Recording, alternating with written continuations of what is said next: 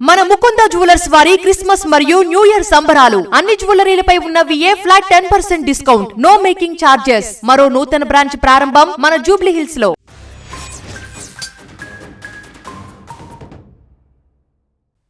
ప్రజల అత్యాశే పెట్టుబడి, సాంకేతికతే ఆయుధంగా సైబర్ నేరగాళ్లు రెచ్చిపోతున్నారు. ఆ కేటుగాళ్లు పంపే లింకులు క్లిక్ చేసి జీవితకాలం కష్టపడి సంపాదించిన డబ్బంతా ప్రజలు కోల్పోతున్నారు.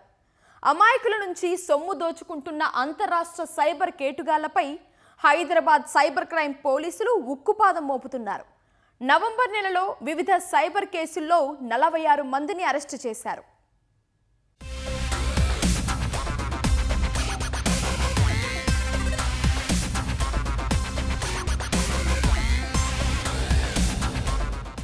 సాంకేతికత మారుతున్న కొద్దీ లాభాలతో పాటు నష్టాలు కూడా పెరిగిపోతున్నాయి. సైబర్ కేటుగాళ్లు ఆధునిక సాంకేతికతను ఆయుధంగా మలుచుకుని సామాన్యుల సొమ్మును కొల్లగొడుతున్నారు. ఈ తరహాలో నేరాలకు పాల్పడుతున్న అంతర్రాష్ట్ర సైబర్ ముఠాలపై హైదరాబాద్ సైబర్ క్రైమ్ పోలీసులు గట్టి నిఘా పెట్టారు.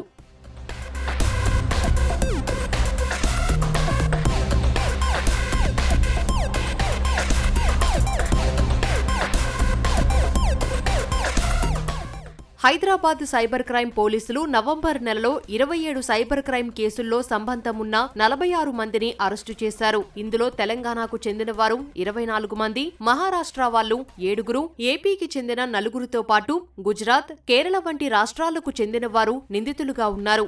బాధితులు కోల్పోయిన 10,23 లక్షల రూపాయల్లో కోటి వరకు నగదును పోలీసులు ఫ్రీజ్ చేసి తిరిగి బాధితులకు అందజేశారు.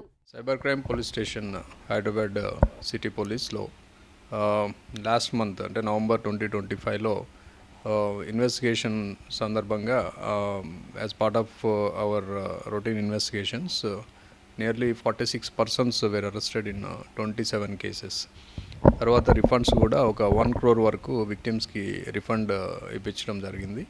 ఇంకా further refund process is going on. So last మంత్లో ఎక్కువగా మనకి రిపోర్ట్ అయిన కేసెస్లో investment fraud, trading fraud, OTP and APK file fraud ఎక్కువగా ఉన్నాయి. మాకు ఎక్కువగా లోకల్ ఉన్నారు, మహారాష్ట్ర అంటే లోకల్ అంటే మ్యూల్ అకౌంట్ సప్లై చేసిన వాళ్ళు ఉన్నారు.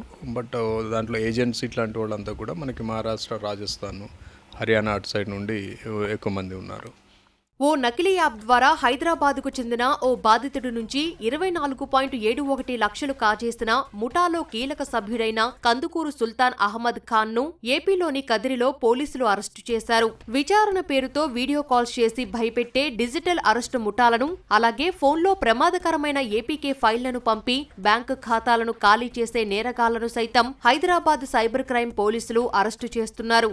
ఆన్లైన్లో గుర్తు తెలియని వ్యక్తులను నమ్మి ఆర్థిక లావాదేవీలు చేయొద్దని పోలీసులు హెచ్చరిస్తున్నారు. వాట్సాప్లో వచ్చే ఏపీకే ఫైళ్లను డౌన్లోడ్ చేయవద్దని విజ్ఞప్తి చేస్తున్నారు. సెబీ గుర్తింపు ఉన్న యాప్ల ద్వారా మాత్రమే పెట్టుబడులు పెట్టాలని సూచిస్తున్నారు. సో పబ్లిక్కి మేము చెప్పేది ఏంటంటే ఫ్రాడ్స్ అనేవి జరుగుతూ ఉన్నాయి ఆన్లైన్లో. సో ఈ ఆన్లైన్ ఫ్రాడ్స్ కన్నా దాని నుండి మనల్ని మనం కాపాడుకోవాలి అంటే ముఖ్యంగా మనము సెల్ఫ్ రెస్ట్రెయింట్ అనేది అవసరము.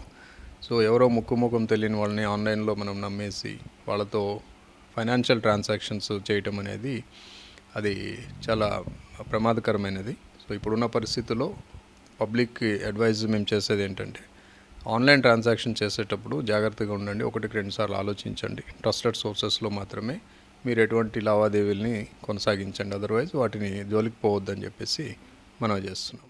ఎవరైనా సైబర్ మోసానికి గురైతే ఆలస్యం చేయకుండా 1930కి కాల్ చేసి ఫిర్యాదు చేయాలని పోలీసులు సూచిస్తున్నారు.